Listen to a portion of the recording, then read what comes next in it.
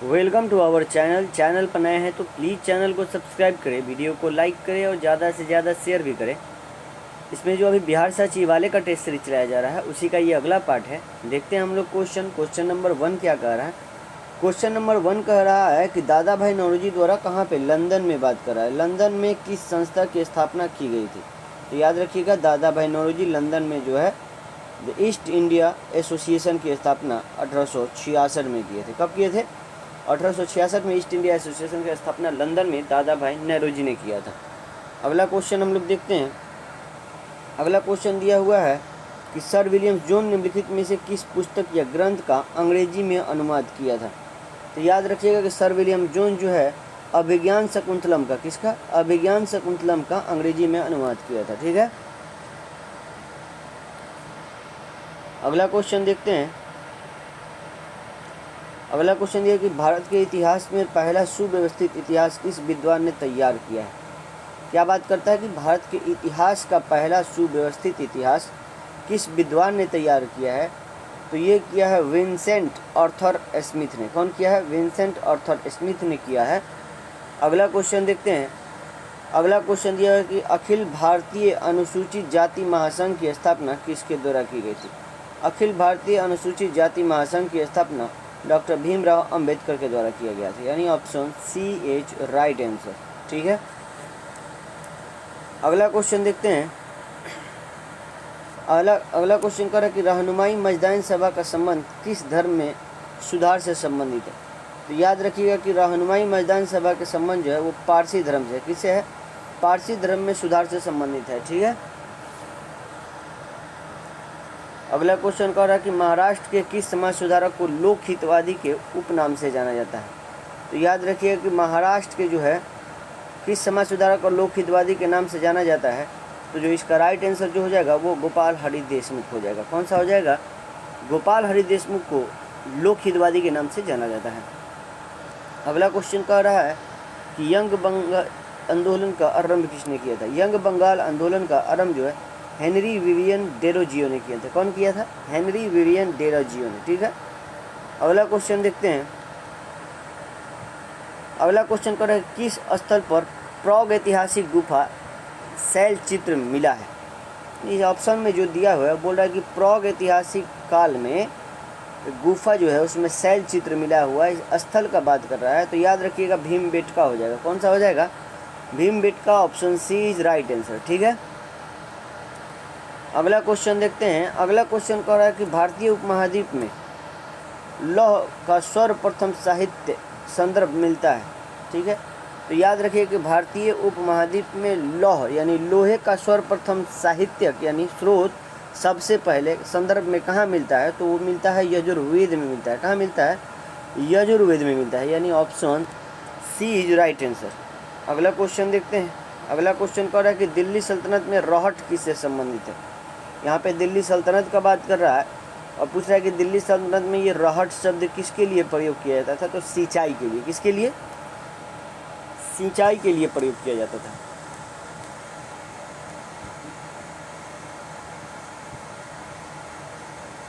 अगला क्वेश्चन देखते हैं। अगला क्वेश्चन मिलाने वाला है कि सूची 1 को सूची 2 से मिलान कीजिए और सूची को दिए गए कुट का सही उत्तर को पहचान करना है। ठीक है, इधर हड़प्पा स्थल दिया हुआ है, इधर स्थान दिया हुआ है। अब हम लोग मिलाते हैं।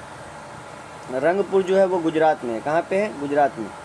कालीबंगा कहाँ पे है? तो राजस्थान में। ठीक है, राखीगढ़ी हरियाणा में है और मोहनजोदड़ो जो है वो सिंधु में। ठीक है, तो इसका राइट आंसर मिला सकते हैं 1 का 4, बी का 1, ए का 4, बी का 1 और सी का 2 हो जाएगा। ठीक है, अब यहाँ पे ऑप्शन में हम लोग मिला लेते हैं। ए का 4, ए का 4, यहाँ बी और सी में फिर क्या बोल रहा है? बी का 1 हो जाएगा। ठीक है, यानी option B is right answer. अगला क्वेश्चन हम लोग देखते हैं। अगला क्वेश्चन कह रहा है कि अक्सर किसे अंग्रेजी जल रंग इंग्लिश वाटर कलर का जनक कहा जाता है?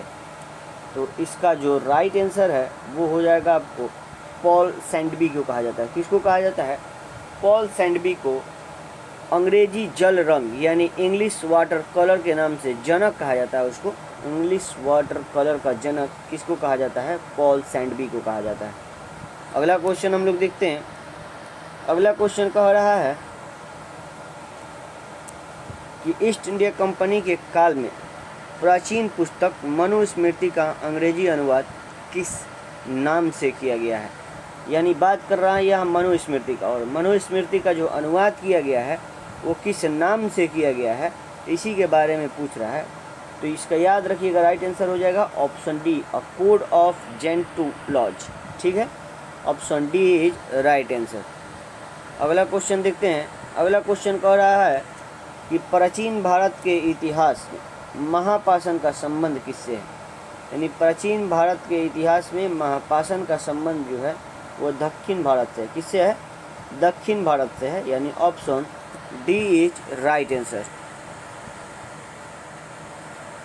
अगला क्वेश्चन दिया है कि हड़प्पा सभ्यता के क्षेत्र में, कहाँ पे? हड़प्पा सभ्यता के क्षेत्र में सिंडन कहकर निम्नलिखित में से किसे संबोधित किया जाता था। यानी हड़प्पा सभ्यता में सिंडन शब्द किसके लिए प्रयोग किया जाता था, उसी का बात कर रहा है। तो इसका राइट आंसर जो है यूनान के लोगों के लिए, किसके लिए?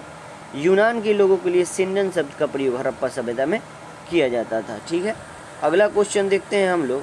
अगला क्वेश्चन दिया हुआ है कि इब्न बतूता जो है वो किस शहर के पूर्वी इस्लामिक दुनिया का सबसे बड़ा शहर कहा। तो इब्न बतूता जो है एक शहर को वो पूर्वी इस्लामिक दुनिया का सबसे बड़ा शहर कहा था, तो वो कोई और शहर नहीं था, वो दिल्ली था। कौन था? दिल्ली को बोला था। ठीक है, option B is right answer. अगला क्वेश्चन देखते हैं। पुरंदर की संधि निम्नलिखित में से किसके मध्य हुआ था। पुरंदर की संधि कब हुआ था? 1665 में हुआ था। कब हुआ था? 1665 में हुआ था। और ये किसके किसके बीच हुआ था? तो स्वामी जय सिंह और शिवाजी के बीच हुआ था। ठीक है, यानी option D is right answer. अगला क्वेश्चन देखते हैं।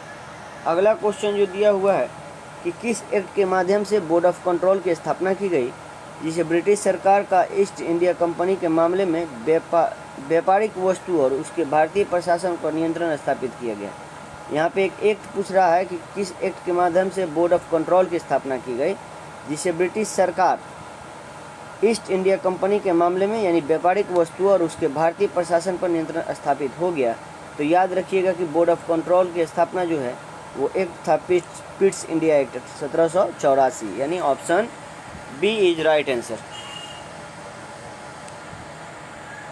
अगला क्वेश्चन दिया हुआ है कि भारतीय दंड संहिता इंडियन पेनल कोड का निर्माण किसके नेतृत्व में किया गया था। यहाँ पे भारतीय दंड संहिता का बात कर रहा है, तो भारतीय दंड संहिता इंडियन पेनल कोड का निर्माण लॉर्ड मैकाले के नेतृत्व में किया गया था। किसके नेतृत्व में? तो लॉर्ड मैकाले के नेतृत्व में किया गया था। अगला क्वेश्चन हम लोग देखते हैं। अगला क्वेश्चन दिया हुआ है कि अमझोर की पहाड़ी में पाइराइट्स की खान पाई जाती है, वो बिहार के किस जिले में स्थित है।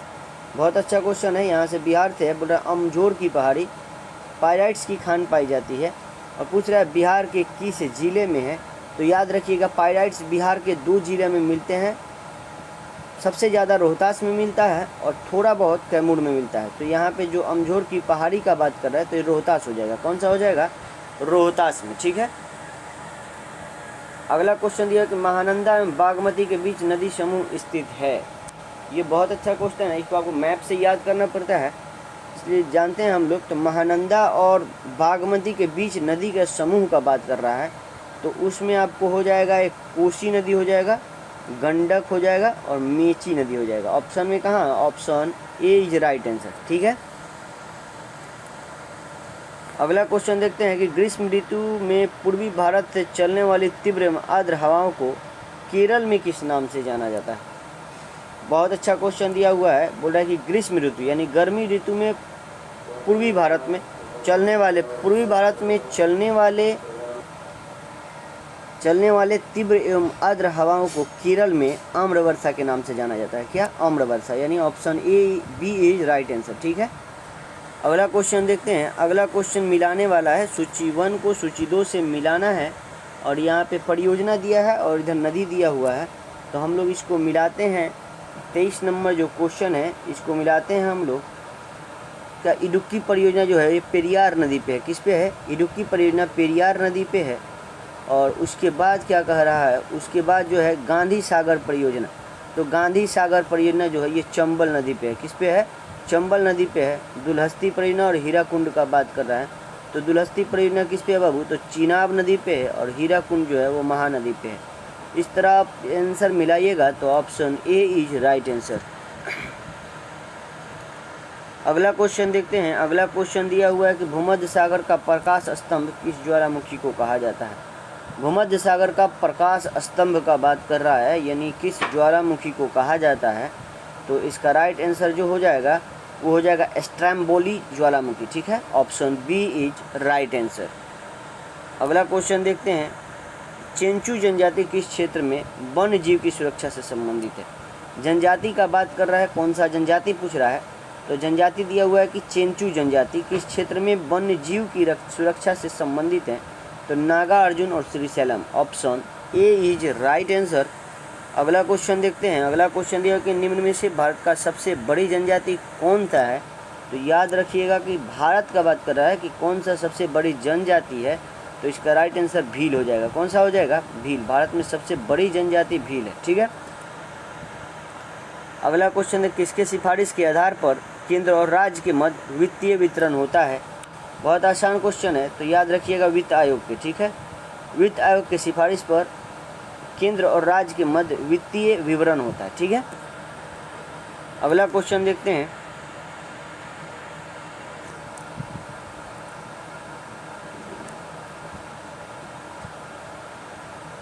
अगला क्वेश्चन दिया कि खादी एवं ग्रामीण उद्योग कमीशन का मुख्यालय कहाँ है।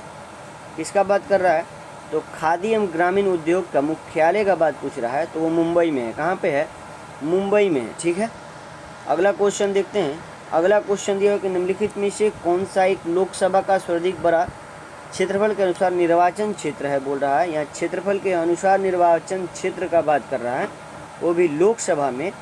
तो इसका जो राइट आंसर हो जाएगा वो लद्दाख हो जाएगा। कौन सा हो जाएगा, लद्दाख जो हो जाएगा वो लोकसभा में सर्वाधिक बड़ा क्षेत्रफल वाला निर्वाचन क्षेत्र है। ठीक है, अगला क्वेश्चन देखते हैं। अगला क्वेश्चन दिया हुआ है कि राष्ट्रीय भौतिकी प्रयोगशाला की स्थापना कहाँ की गई थी। तो याद रखिएगा राष्ट्रीय भौतिकी प्रयोगशाला की स्थापना कहाँ पे, नई दिल्ली में की गई थी, यानी option A is right answer. अगला क्वेश्चन देखते हैं। अगला क्वेश्चन दिया हुआ है कि निम्नलिखित में से कौन सा रोग आनुवंशिक नहीं है। आनुवंशिक रोग कहने का मतलब है कि जेनेटिक कहा जाता है इसको, यानी एक पीढ़ी से दूसरे पीढ़ी में जाने वाले रोग को आनुवंशिक रोग कहा जाता है। और पूछ रहा है कि इसमें कौन सा रोग जो है वो आनुवंशिक नहीं है। तो याद रखिएगा हीमोफीलिया तो है, सिकल सेल एनीमिया भी है, थैलेसेमिया भी है, रूबेला जो है, रूबेला एक बीमारी है जो आनुवंशिक नहीं है। ठीक है, आगे मिलाने के बारे में बात कर रहा है। पुष्पों के विभिन्न भागों को निम्नलिखित में से कौन सा सम्मिलित है, और नीचे दिए गए कूट का प्रयोग करके सही उत्तर को चुनना है। यहाँ पुष्प का बात कर रहा है, इसका मतलब फूल का बात कर रहा है। ठीक है, और बोल रहा है कि कौन सा कथन सही है, उत्तर को चुनना है। तो याद रखिएगा बाह्यदल पुंज होता है। ठीक है, पंखुड़ी होता है, पुंकेसर भी होता है, और मूलांकुर नहीं होता है। ठीक है, स्त्री केसर हो जाएगा। ठीक है, यहाँ पुष्प का बात कर रहा है, तो इसका राइट आंसर कौन सा हो जाएगा, 1 2 3 4, यानी option B is right answer. ठीक है, अगला क्वेश्चन देखते हैं। अगला क्वेश्चन कह रहा है कि किस जीव में बाह्य कंकाल तंत्र नहीं पाया जाता है। यानी यहाँ पे दिया हुआ है इस किस जीव में बाह्य कंकाल तंत्र नहीं पाया जाता है, उसके बारे में बात कर रहा है। तो जो उभयचर होते हैं ना, उनमें बाह्य कंकाल नहीं पाया जाता है। ठीक है, आगे भी दिया हुआ है मिलान करने वाला। अब हम लोग मिलान करते हैं। कॉपर सल्फेट जो हो जाएगा, कॉपर सल्फेट किस लिए, कीटानाशी हो जाएगा। पेनिसिलिन का बात करेगा तो पेनिसिलिन जो हो जाएगा प्रतिजैविक हो जाता है। यूरिया किसके लिए हो जाएगा बाबू, तो यूरिया एक उर्वरक हो जाएगा। ठीक है, और आगे एक बचा हुआ है मेलाथियान, ये कीटाना क्या है, फंगस नाशी है। ठीक है, यानी कवक नाशी है। ठीक, तो इसका राइट आंसर ऑप्शन बी हो जाएगा। कौन सा हो जाएगा, ऑप्शन बी हो जाएगा। अगला क्वेश्चन देखते हैं। अगला क्वेश्चन दिया है कि पारिस्थितिकी तंत्र का कौन सा घटक जैविक और अजैविक घटकों के बीच मध्यस्थ रूप से कार्य करता है। यहाँ पे पारिस्थितिकी तंत्र का बात कर रहा है। अब बोल रहा है कौन सा घटक जो है वो जैविक और अजैविक घटकों के मध्यस्थ के रूप में काम करता है। तो इसका राइट आंसर उत्पादक हो जाएगा। कौन सा हो जाएगा? उत्पादक जो है वो जैविक और अजैविक घटकों के मध्यस्थ के रूप में काम करता है। अगला क्वेश्चन देखते हैं। अगला क्वेश्चन दिया कि मानव के वृक्क यानी किडनी में डैश दिया हुआ है द्वारा घुलनशील नाइट्रोजन यौगिक के रूप में उत्सर्जित पादपों को हटाया जाता है। बहुत अच्छा क्वेश्चन दिया हुआ है। इसका राइट आंसर जो हो जाएगा माइटोकॉन्ड्रिया हो जाएगा। कौन सा हो जाएगा? माइटोकॉन्ड्रिया। यानी मानव के किडनी में माइटोकॉन्ड्रिया द्वारा घुलनशील नाइट्रोजन यौगिकों को उत्सर्जित उत्पादन को हटाया जाता है। ठीक है, अगला क्वेश्चन हम लोग देखते हैं। अगला क्वेश्चन दिया हुआ है कि अमोनिया गैस बनाने की हैबर विधि में उत्प्रेरक के रूप में प्रयोग किया जाता है। तो इसका राइट आंसर क्या हो जाएगा बाबू? अमोनिया गैस का बात कर रहा है, तो अमोनिया गैस की हैबर विधि का उत्प्रेरक के रूप में उपयोग किया जाता है। इस ऑप्शन में कोई नहीं दिया हुआ है। ठीक है, अगला क्वेश्चन देखते हैं। अगला क्वेश्चन दिया है कि आवर्त सारणी में कौन सा तत्व सर्वाधिक यौगिक बनाता है। आवर्त सारणी जो होता है, आवर्त सारणी में कौन सा तत्व जो है वो सर्वाधिक यौगिक बनाता है। तो इसका राइट आंसर जो हो जाएगा वो कार्बन हो जाएगा। कार्बन जो है वो किसी के साथ केमिकल बॉन्डिंग बना लेता है। ठीक है, तो सबसे ज़्यादा केमिकल बॉन्डिंग जो बनाता है वो कार्बन बनाता है। अगला क्वेश्चन दिया हुआ है कि मनुष्य के शरीर में पसलियों की कुल संख्या कितनी होती है। तो मनुष्य के शरीर में पसलियों की संख्या जो होती है वो 24 होती है। कितनी होती है? पसलियाँ 24 होती हैं। और इस पसलियों को जोड़ने के लिए एक बीच में रहता है, उसको एस्टर्नम बोला जाता है। क्या बोला जाता है? यानी पसलियों को जोड़ने वाले हड्डी को एस्टर्नम बोला जाता है। ठीक है, अगला क्वेश्चन देखते हैं। निम्नलिखित में से कौन सी एक ऊष्मा की इकाई नहीं है का बात कर रहा है। ऊष्मा की इकाई नहीं है का बात कर रहा है, तो जो किलो जूल है वो ऊष्मा की इकाई नहीं है। ठीक है, यानी option C is right answer. Chipko आंदोलन का कर्नाटक में दूसरा नाम क्या है? चिपको आंदोलन का कर्नाटक में दूसरा नाम क्या है ये पूछ रहा है। तो याद रखिएगा अप्पिको चालू वाली, ये कर्नाटक का बात कर रहा है, तो option B is right answer. ठीक है, अप्पिको चालू वाली नाम है। अगला क्वेश्चन देखते हैं। रेड डाटा बुक किससे संबंधित है? क्या बात कर रहा है? रेड डाटा बुक का बात कर रहा है। तो रेड डाटा बुक जो है वो लुप्त प्राय प्रजातियां की जानकारी देता है। ठीक है, option C is right answer. ठीक है, रेड डाटा बुक। आगे देखते हैं। आगे दिया पारिस्थितिकी तंत्र में ऊर्जा का मुख्य स्रोत क्या है? पारिस्थितिकी तंत्र का बात कर रहा है।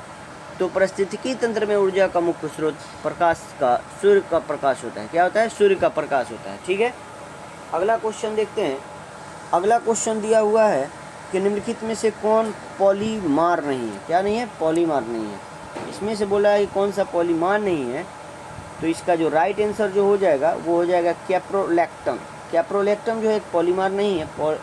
पॉलिस्टर का बात कर रहे हैं, नायलॉन टेफ्लॉन होता है और पॉलिस्ट्राइन होता है। ठीक है, कैप्रोलैक्टम नहीं होता है। ठीक है, अगला क्वेश्चन देखते हैं कि वायु में ध्वनि की चाल की अपेक्षा स्टील में ध्वनि की चाल होगी। याद रखिएगा वायु में ध्वनि की चाल 330 मीटर पर सेकेंड होता है, और वही बात कर रहा है कि स्टील में ध्वनि की चाल की अपेक्षा कितना गुना होगा, इसके बारे में पूछ रहा है। तो याद रखिएगा 15 गुना हो जाएगा। कितना गुना हो जाएगा? 15 गुना हो जाएगा। ठीक है, अगला क्वेश्चन देखते हैं हम लोग। अगला क्वेश्चन दिया कि यांत्रिक ऊर्जा का संबंध वस्तु के बारे में बताना है कि यांत्रिक ऊर्जा से संबंधित वस्तु कौन सा है। तो इसका राइट आंसर जो हो जाएगा वो गति और स्थिति से है। किससे है? यांत्रिक ऊर्जा गति और स्थिति से है। ठीक है, अगला क्वेश्चन देखते हैं। अगला क्वेश्चन का बात कर रहा है कि आवर्त सारणी में दाईं से बाईं से दाईं ओर जाने पर प्रवृत्तियों के बारे में कौन सा कथन असत्य है का बात कर रहा है। आवर्त सारणी में कहाँ से बाईं से दाईं ओर जाने पर प्रवृत्तियों में के बारे में कौन सा कथन असत्य है उसके बारे में बात कर रहा है। तो याद रखिएगा ऑप्शन सी राइट आंसर। परमाणु आसानी से इलेक्ट्रॉन को त्याग करते हैं। ठीक है, अगला क्वेश्चन देखते हैं। अगला क्वेश्चन मिलाने वाला है। इधर योजना दिया हुआ है, उधर कार्यक्रम दिया हुआ है, हम लोग मिला लेते हैं योजना और कार्यक्रम। इधर योजना दिया हुआ है और कार्यक्रम दिया हुआ है। प्रथम योजना, द्वितीय योजना, इधर चतुर्थ योजना। ठीक है, अब इसके बारे में मिलाना है तो अब हम लोग मिला सकते हैं। इसका राइट आंसर ऑप्शन सी हो जाएगा। प्रथम परियोजना में आधारभूत उद्योग हो जाएगा। ठीक है, सॉरी, आधारभूत सामुदायिक विकास के बारे में था। Option C is right answer. ठीक है, मिला सकते हैं हम लोग, दिक्कत थोड़े है। जैसे द्वितीय योजना का बात करेगा तो तीव्र औद्योगिक का बात करता है उसमें, और तृतीय का बात करेगा तो तृतीय में आधारभूत संरचना का बात करता है, ठीक है। और वही बात चतुर्थ की बात करेगा तो निम्नतम आवश्यक कार्यक्रम हो जाएगा, पंचम स्वावलंबन एवं स्थिरता, ठीक है।